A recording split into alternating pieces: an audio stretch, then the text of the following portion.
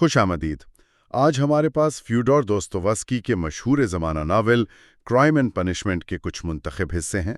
ہم ان کا ذرا گہرا جائزہ لیں گے۔ یہ اقتباسات ہمیں 19ویں صدی کے سینٹ پیٹرزبرگ کی گلیوں میں لے جاتے ہیں اور انسانی نفسیات کی تاریک گہرائیوں تک بھی۔ بالکل، اور ان حصوں کا مقصد صرف کہانی سنانا نہیں ہے، بلکہ ان سے یوں سمجھے اہم نکات نکالنا ہے، خاص طور پر مرکزی کردار راسکولنیکوف، اس کی سوچ، اس کے محرکات کیا تھے، اور پھر اس زمانے کے سماجی حالات کیسے تھے، ان کو سمجھنا ہے۔ ہم دیکھیں گے کہ دوستویسکی نے ان صفحات میں کیا کچھ سمویا ہے۔ یہ واقعی ایک شدت نفسیاتی سفر ہے۔ تو آئیے ان اقتباسات کی روشنی میں اس دنیا کو سمجھنے کی کوشش کرتے ہیں۔ پہلا اقتباس جو ہمارے سامنے ہے وہ سیدھا ہمیں راسکولنیکوف کی حالت زار دکھاتا ہے۔ ایک غیر معمولی حسین نوجوان بتایا گیا ہے، جی، لیکن غربت کا مارا، پھٹے پرانے کپڑوں میں، ایک ایسی کوٹری میں رہتا ہے جسے کیا کہا گیا ہے، الماری یا تابوت جیسی۔ یہ تفصیل تو کافی چونکا دینے والی ہے۔ ہاں، اور یہ صرف غربت کا بیان نہیں ہے۔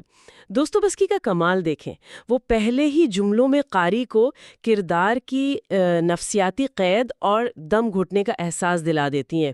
وہ کوٹھری صرف ایک کمرہ نہیں، وہ تو اس کی ذہنی حالت کی علامت ہے۔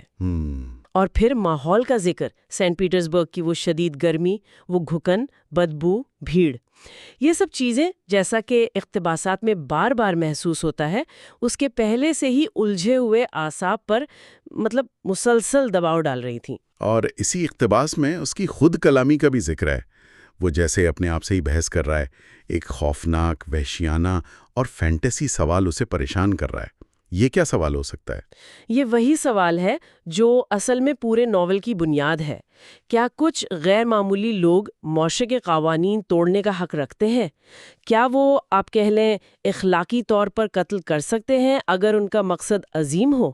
یہ وہ نظریہ ہے جو اس کے ذہن میں پک رہا تھا۔ اچھا۔ اقتباسات میں ایک جگہ وہ خود کو جمالیاتی جوں یعنی ایستھیٹک لاؤس کہتا ہے۔ یہ جملہ خود اس کی اندرونی کشمکش کو ظاہر کرتا ہے، ایک طرف تو خود سے نفرت اور دوسری طرف ایک طرح کا وہ کیا کہتے ہیں فکری غرور کہ وہ عام لوگوں سے مختلف ہے۔ پھر ایک اور اقتباس سامنے آتا ہے، اس کی والدہ کا خط۔ یہ پڑھ کر تو جیسے اس کی دنیا ہی بدل جاتی ہے۔ جی بالکل۔ خط میں اس کی بہن دنیا کی قربانیوں کا ذکر ہے، خاص طور پر لوژن نامی شخص سے اس کی منگنی، جو بظاہر صرف راسکولنیکوف کی مدد کے لیے کی جا رہی ہے۔ اس خط کا کیا اثر ہوتا ہے؟ یہ خط ایک کیٹلسٹ کا کام کرتا ہے۔ یوں سمجھیں کہ یہ اس کے نظریاتی سوال کو ایک فوری ذاتی مسئلے میں بدل دیتا ہے۔ اسے لگتا ہے کہ اس کی بہن اس کے لیے اپنی زندگی قربان کر رہی ہے، ایک ایسے شخص سے شادی کر رہی ہے جسے وہ سخت ناپسند کرتا ہے۔ اس لمحے اس کا وہ فینٹیسی سوال ایک ٹھوس فوری عمل کی شکل اختیار کرنے لگتا ہے۔ اسے لگتا ہے اب کچھ کرنا ہی پڑے گا فوراً۔ اقتباس میں اس کی خیالات کی شدت صاف ظاہر ہے۔ ایسا ہرگز نہیں ہوگا جب تک میں زندہ ہوں، یہ شادی نہیں ہوگی۔ اور یہیں سے پھر اس کے جرم کی منصوبہ بندی شروع ہوتی ہے۔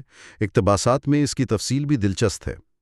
وہ گروی رکھنے کے لیے ایک جعلی چیز تیار کرتا ہے، لکڑی اور لوہے کا ٹکڑا، اسے احتیاط سے پیک کرتا ہے تاکہ اصلی لگے۔ یہ سب بہت سوچا سمجھا لگتا ہے۔ ہاں، منصوبہ بندی میں ایک خاص قسم کی باریک بینی نظر آتی ہے، لیکن ساتھ ہی جیسا کہ ایک اور اقتباس دکھاتا ہے، اس کی قوت ارادی عین وقت پر جواب دے جاتی ہے۔ وہ کلہاڑی حاصل کرنے کے لیے اپنے منصوبے پر عمل نہیں کر پاتا اور پھر اتفاقاً اسے چوکیدار کے خالی کمرے میں کلہاڑی مل جاتی ہے۔ اچھا، اتفاقاً بھی سوچتا ہے، اقتباس میں ہے، یہ میں نہیں کر رہا، یہ شیطان کروا رہا ہے۔ یہ اس کے اندرونی تضاد کو ظاہر کرتا ہے۔ جرم کے بعد کے جو اقتباسات ہیں وہ تو اور بھی پریشان کن ہیں۔ کبھی وہ بالکل بے حس ہو جاتا ہے جیسے کچھ ہوا ہی نہ ہو، کبھی شدید بخار اور کپ کپی طاری ہو جاتی ہے۔ ایک جگہ وہ کہتا ہے کہ اس نے بڑھیا کو نہیں، اپنے آپ کو قتل کیا ہے۔ یہ ایک کلیدی نقطہ ہے۔ جرم اسے جسمانی اور ذہنی طور پر توڑ دیتا ہے۔ اقتباسات بتاتے ہیں کہ وہ خود کو باقی انسانیت سے کاٹ لیتا ہے۔ وہ اپنی ماں اور بہن سے ملتا ہے لیکن ان سے جذباتی طور پر جڑ نہیں پاتا۔ اسے لگتا ہے جیسے ان کے اور اس کے درمیان ایک خون کی لکیر کھینچ گئی ہے۔ یہ جرم صرف ایک قانونی فعل نہیں بلکہ ایک وجودی عمل ہے جو اس کی روح کو بدل دیتا ہے۔ وہ نظریے کی بنیاد پر عمل کرتا ہے، لیکن نتیجہ انسانی سطح پر مکمل تنہائی اور اذیت۔ سینٹ پیٹرزبرگ شرن کا کردار بھی ان اقتباسات میں بہت نمایاں ہے۔ آپ نے پہلے بھی ذکر کیا گرمی، گھٹن، بدبو۔ ایک اقتباس میں ہے مارکیٹ یعنی سینا پلازا کا ذکر ہے، جہاں ہر طرح کے لوگ، غربت اور گندگی نظر آتی ہے۔ یہ ماحول کہانی پر کیسے اثر انداز ہوتا ہے؟ دیکھیے دوستو، اس کی سینٹ پیٹرزبرگ کو صرف ایک پس منظر کے طور پر استعمال نہیں کرتے۔ یہ شہر خود ایک کردار ہے جو کہانی کے نفسیاتی اور معاشرتی پہلوؤں کو گہرا کرتا ہے۔ اقتباسات میں جس طرح گلیوں کی تنگی، مکانوں کی بوسیدگی، شراب خانوں کی وہ بھیڑ اور ناقابل برداشت بو اور ہر طرف پھیلی غربت اور بے بسی کا نقشہ کھینچا گیا ہے، وہ راسکولینیکوف کی اپنی داخلی گھٹن اور مایوسی کا عکس بن جاتا ہے۔ ہے مارکیٹ جیسی جگہیں جہاں شدید غربت اور اخلاقی گراوٹ نظر آتی ہے، وہ جگہیں ہیں جہاں راسکولینکوف جیسے کردار فٹ ہوتے ہیں، جہاں ان کا حلیہ یا رویہ کسی کو عجیب نہیں لگتا۔ یہ شہر اس کے جرم کے لیے ایک طرح کا جواز بھی فراہم کرتا محسوس ہوتا ہے۔ اسی ماحول میں ہمیں دوسرے کردار ملتے ہیں۔ ایک اقتباس ہمیں شراب خانے میں لے جاتا ہے جہاں راسکولنیکوف کی ملاقات مارمیلادوف سے ہوتی ہے۔ یہ کردار اور اس کا خاندان تو جیسے پوری کہانی کا ایک چھوٹا سا عکس ہے۔ بالکل، مارمیلادوف کی کہانی جو وہ نشے میں راسکولنیکوف کو سناتا ہے، انتہائی دردناک ہے۔ ایک سابق سرکاری اہلکار جو شراب کی لت میں سب کچھ کھو چکا ہے، اس کی بیوی کیٹرینا ایوانونا جو اعلیٰ خاندان سے ہونے کے باوجود اب غربت اور بیماری غالباً ٹی بی میں مبتلا ہے، اور اس کا فخر اسے مزید چڑچڑا بنا دیتا ہے۔ اور سب سے بڑھ کر ان کی بیٹی سونیا، جسے گھر چلانے کے لیے جسم فروشی کا راستہ اختیار کرنا پڑا۔ مارمیلادوف خود کو سور کہتا ہے، لیکن اپنی تکلیف بیان کرتے ہوئے وہ قاری کی ہمدردی حاصل کر لیتا ہے۔ اور پھر اس کی حادثاتی موت اور کیٹرینا ایوانووا کا بچوں کے ساتھ سڑک پر بھیک مانگنا اور پھر اس کی بھی موت، یہ اقتباسات تو دل دہلا دینے والے ہیں۔ لیکن سونیا کا کردار خاص طور پر راسکولنیکوف کے حوالے سے بہت اہم نظر آتا ہے۔ ایک اقتباس میں وہ اسے لازرس کے زندہ ہونے کا قصہ پڑھ کر سناتی ہے۔ سونیا کا کردار تکلیف، قربانی، ایمان اور نجات کی علامت ہے۔ وہ خود سماجی طور پر نیچے گری ہوئی ہے، لیکن اس کا ایمان غیر متزلزل ہے۔ راسکولنیکوف اس کی طرف کھنچتا ہے کیونکہ وہ محسوس کرتا ہے کہ سونیا ہی وہ واحد شخص ہے جو اس کے گناہ اور اذیت کو سمجھ سکتی ہے۔ صحیح۔ اقتباس میں جب وہ سونیا کے پاؤں چومتا ہے تو وہ کہتا ہے کہ وہ اس کے سامنے نہیں بلکہ تمام انسانی تکالیف کے سامنے جھک رہا ہے۔ وہ اسی کے سامنے اپنے جرم کا اعتراف کرتا ہے۔ سونیا اس کے لیے امید کی کرن بنتی ہے۔ لازرس کی کہانی کے ذریعے یہ پیغام دیتی ہے کہ موت یعنی روحانی موت کے بعد بھی نئی زندگی ممکن ہے۔ ایڈی کی اتنی شدید مخالفت کیوں کرتا ہے؟ یہ تعلق محبت اور قربانی پر مبنی ہے، لیکن اس میں ایک پیچیدگی ہے۔ راسکولنیکوف اپنی ماں اور بہن سے محبت کرتا ہے، لیکن ان کی قربانی اسے بوجھ محسوس ہوتی ہے۔ وہ نہیں چاہتا کہ اس کی بہن اس کے لیے اپنی زندگی برباد کرے۔ لوزن کے کردار میں جو خود غرضی اور حساب کتاب ہے، وہ راسکولنیکوف کو شدید ناگوار گزرتی ہے۔ ہاں، وہ اسے اپنی بہن کی توہین سمجھتا ہے۔ بالکل۔ اقتباس میں اس کا وہ جملہ یا میں یا لوزن اس کی شدت کو ظاہر کرتا ہے، لیکن جرم کے بعد وہ ان سے بھی دور ہو جاتا ہے کیونکہ وہ محسوس کرتا ہے کہ وہ اب ان کی محبت اور پاکیزگی کے قابل نہیں رہا۔ دوسرے کرداروں میں رازومین کا ذکر آتا ہے۔ وہ راسکولنیکوف کا دوست ہے لیکن اس سے بہت مختلف۔ اقتباسات میں وہ کافی عملی اور مددگار نظر آتا ہے۔ رازومیان ایک طرح سے راسکولنیکوف کا فوائل ہے، یعنی اس کا متضاد کردار۔ جہاں راسکولنیکوف نظریات کی دنیا میں گم ہو کر تباہی کی طرف جاتا ہے، وہیں رازومیان عملی ہے، محنتی، وفادار اور سماجی طور پر صحت مند ہے۔ وہ راسکولنیکوف کی بیماری میں اس کی مدد کرتا ہے، اس کے خاندان کا خیال رکھتا ہے۔ وہ یہ ثابت کرتا ہے کہ غربت کے باوجود ایک باوقار اور بامانی زندگی گزارنا ممکن ہے۔ بعد میں اس کا دنیا کی طرف مائل ہونا بھی کہانی میں ایک مثبت پہلو لاتا ہے۔ اور لوجن اقتباسات میں اس کی شخصیت کیسے سامنے آتی ہے؟ ایک جگہ وہ سونیا پر چوری کا الزام لگاتا ہے۔ لوژن نئی ابھرتی ہوئی سرمایہ دارانہ ذہنیت کی نمائندگی کرتا ہے، خود غرض، کنجوس اور سماجی رتبے کا بھوکا۔ اقتباسات میں اس کی گفتگو اور رویے سے اس کی تنگ نظری اور اخلاقی پستی صاف ظاہر ہوتی ہے۔ وہ دنیا سے اس لیے شادی کرنا چاہتا ہے تاکہ وہ غریب بیوی پر احسان جتا سکے اور اسے مکمل طور پر اپنے قابو میں رکھ سکے۔ اور سونیا پر چوری کا الزام لگانا تو وہ اس کی کمینگی کی انتہا ہے۔ وہ سب سے پہلے اپنی ذات کے نظریے پر عمل پیرا ہے، جو ایک مختلف قسم کی اخلاقی تباہی ہے۔ پھر ایک بہت ہی پراسرار کردار ہے سویدری گلوف۔ اقتباسات اس کے بارے میں کیا بتاتے ہیں؟ وہ امیر ہے، دنیا کے ماضی سے جڑا ہے، بھوت دیکھنے کا دعویٰ کرتا ہے اور کسی طرح راسکولینیکوف کے راز سے بھی واقف ہے۔ اس کا کردار کیوں اہم ہے؟ سویدری گلوو ناول کے سب سے زیادہ پیچیدہ اور تاریک کرداروں میں سے ایک ہے۔ وہ راسکولینیکوف کا ایک ممکنہ مستقبل یا ایک بگڑا ہوا عکس لگتا ہے۔ دونوں نے اخلاقی حدود توڑی ہیں، لیکن سویدری گلوو مکمل طور پر لذت پرستی یعنی ہیڈونزم اور مایوسی میں ڈوبا ہوا ہے۔ اس میں نجات کی کوئی خواہش نظر نہیں آتی۔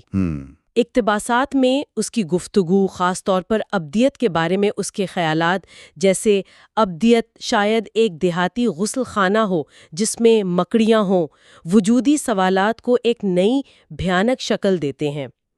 اس کا انجام یعنی خودکشی شاید یہ ظاہر کرتا ہے کہ مکمل اخلاقی بے حسی اور بغیر کسی پچھتاوے کے گناہ کا راستہ صرف تباہی کی طرف جاتا ہے۔ اور تفتیش کار پورفیری پیٹرووچ، اس کے اور راسکولنیکوف کے درمیان جو گفتگو کے اقتباسات ہیں وہ تو جیسے شطرنج کی بازی ہیں۔ وہ قانونی ثبوت سے زیادہ نفسیات پر کھیلتا ہے۔ پورفیری بہت ذہین ہے۔ وہ روایتی تفتیشکار نہیں ہے۔ وہ راسکولنیکوف کی نفسیات کو سمجھتی ہے۔ وہ جانتی ہے کہ اس کے پاس ٹھوس ثبوت کم ہے، اس لیے وہ نفسیاتی دباؤ کا استعمال کرتی ہے۔ اقتباسات میں ان کی گفتگو ذہنی کشمکش کا شاہکار ہے۔ پورفیری راسکولنیکوف کے مضمون جرم پر کا حوالہ دے کر اسے اس کے اپنے نظریے کے جال میں پھنسانے کی کوشش کرتی ہے۔ اچھا۔ وہ اسے بار بار تکلیف اٹھانے اور اعتراف کرنے کا مشورہ دیتی ہے، یہ کہتے ہوئے کہ یہ اس کی روح کے لیے بہتر ہے۔ وہ ایک طرح سے قانون کے ساتھ ساتھ ضمیر کی آواز بھی بن جاتی ہے۔ آخر میں جرم کی تفصیل والے اقتباسات پر آتے ہیں۔ بڑھیا کا قتل اور پھر غیر متوقع طور پر لزاویتا کا آ جانا اور اس کا قتل، یہ مناظر بہت شدت سے لکھے گئے ہیں۔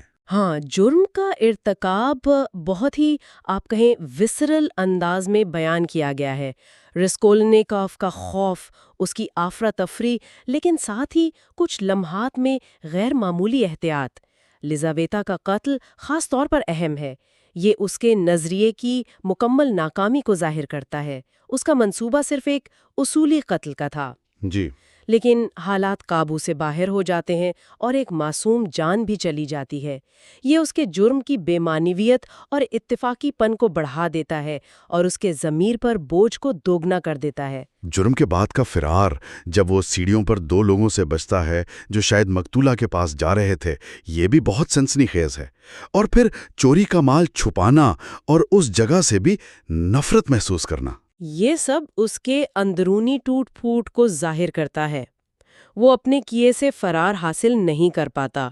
چوری شدہ چیزیں اسے کوئی فائدہ نہیں دیتی بلکہ مزید اذیت کا باعث بنتی ہیں۔ نکونائی نامی پینٹر کا جھوٹا اعتراف وقتی طور پر اسے بچا لیتا ہے، لیکن اس کی اندرونی اذیت کم نہیں ہوتی۔ پورفیری کے ساتھ اس کی آخری ملاقاتیں، جہاں پورفیری تقریباً کھلے عام اسے اعتراف کا مشورہ دیتی ہیں، اسے بالآخر حقیقت کا سامنا کرنے پر مجبور کرتی ہیں۔ تو ان تمام اقتباسات کو ملا کر دیکھیں تو یہ صرف ایک جاسوسی کہانی نہیں، بلکہ انسانی فطرت، گناہ، پچھتاوا، ایمان اور نجات کی ایک گہری کھوج ہے۔ راسکولنیکوف کا کردار ہمیں سوچنے پر مجبور کرتا ہے کہ نظریات کس حد تک خطرناک ہو سکتے ہیں۔ یقیناً دوستووسکی ان منتخب حصوں کے ذریعے دکھاتی ہیں کہ کیسے ایک ذہین نوجوان اچھے ارادوں کے باوجود ایک غلط فلسفے کی پیروی میں تباہی کے دہانے پر پہنچ جاتا ہے، لیکن ساتھ ہی سونیا جیسے کرداروں کے ذریعے وہ امید اور روحانی نجات کا راستہ بھی دکھاتی ہیں، چاہے وہ راستہ تکلیف اور سزا سے ہو کر ہی کیوں نہ گزرتا ہو۔ بالکل۔ یہ صرف جرم اور سزا کی کہانی نہیں، یہ انسانی روح کے اندر خیر و شر کی لامتناہی کشمکش کی داستان ہے۔ اور یہیں ہم اپنے سامعین کے لیے ایک نکتہ چھوڑ جاتے ہیں۔ ان اقتباسات کی روشنی میں کیا راسکولنیکوف کا انجام، یعنی اس کا اعتراف جرم اور سائبیریا کی قید قبول کرنا، اس کے نظریے کی مکمل شکست ہے؟ یا یہ سونیا کی محبت اور ایمان کے زیر اثر ایک نئی، اگرچہ تکلیف دہ شروعات کا امکان ہے؟ سویدری-گلوف کی مکمل مایوسی اور خودکشی کے برعکس، راسکولنیکوف کا راستہ جو تکلیف سے گزر کر نئی زندگی کی طرف اشارہ کرتا ہے، انسانی نجات کے بارے میں کیا پیغام دیتا ہے؟